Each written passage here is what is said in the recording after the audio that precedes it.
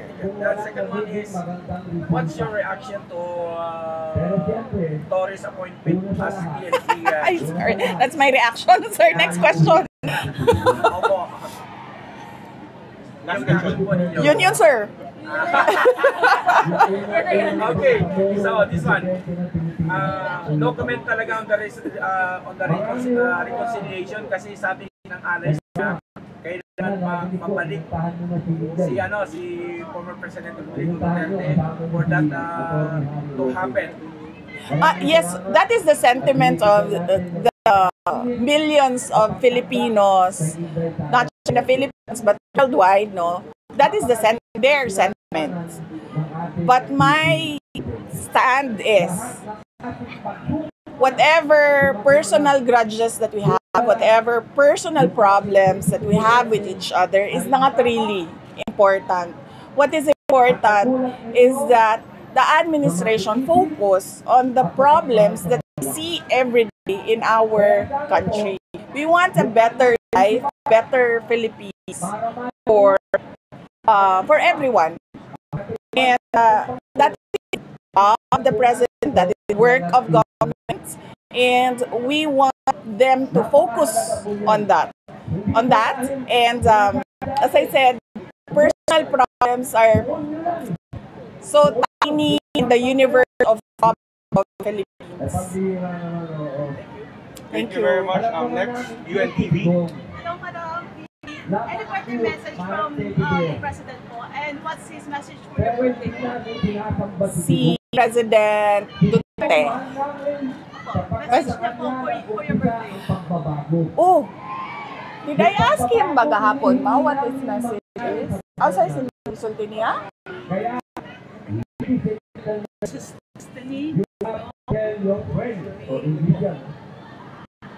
And my destiny. Oh yeah, I don't want. Wag man yun. It's private. Wish for me.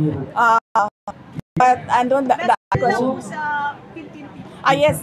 Oo, nagpapasalamat po ako sa lahat ng mga kababayan natin na ang dami pong nagpapadala ng messages, ang daming gumawa ng videos, ang daming gumawa ng art cards.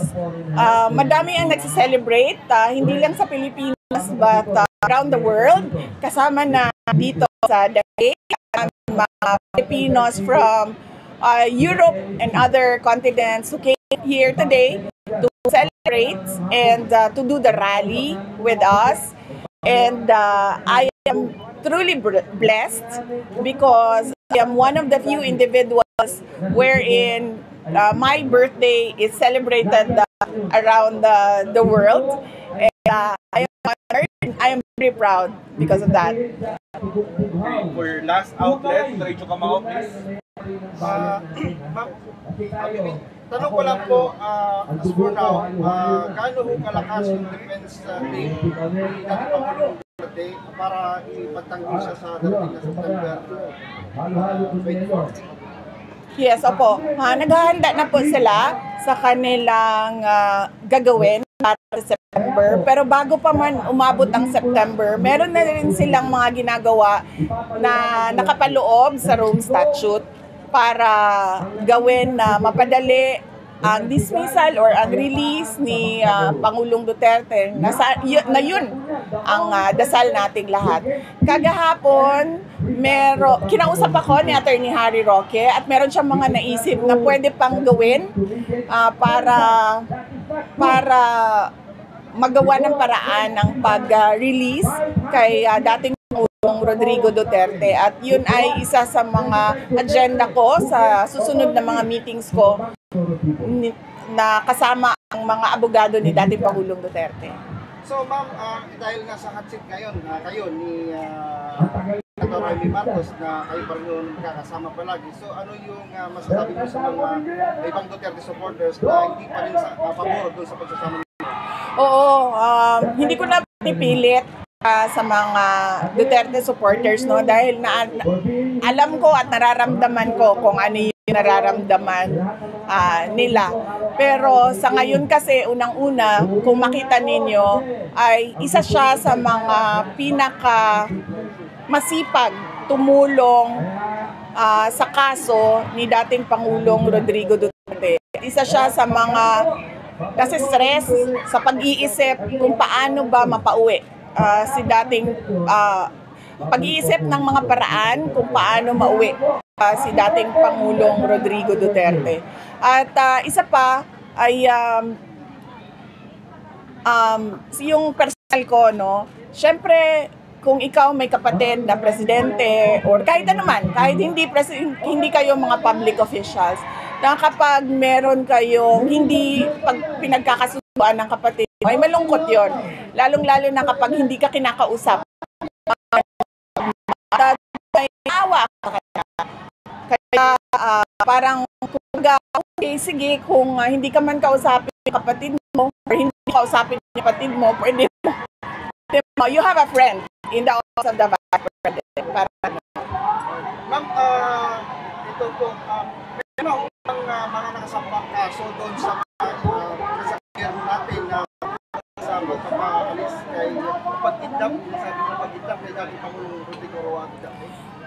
Isa yon sa mga tulong ni Senator Amy, no, sa dating Pangulong Rodrigo Duterte. Noong ginawa niya ang hearing ay lumabas doon na nagsabuatan talaga sila sa paghila, pagkidnap, pagdukot kay dating Pangulong Duterte sa Pilipinas at hinatid siya dito sa The Hague.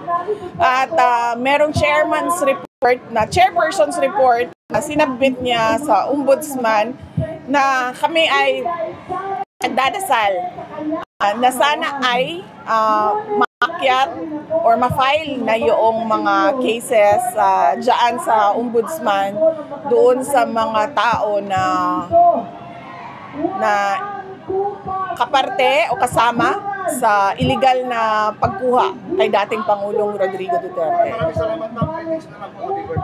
Yes, oo po. Nagpapasalamat ako sa lahat ng mga kababayan natin sa kanilang well wishes, sa kanilang mga regalo, sa kanilang mga darasal. At sana ay kayo din ay mabiyayaan noong lahat ng wish ninyo sa akin ay sana ibigay din sa inyo ng ating may kapal. Thank you very much. That ends the press interview. Thank you. So, for the media, if you want to have a photo with the Vice President, please do so. Yan na lang, sir. Tapos dito ako para naka-arrange na kayo eh. For those who want to take photos, cameraman.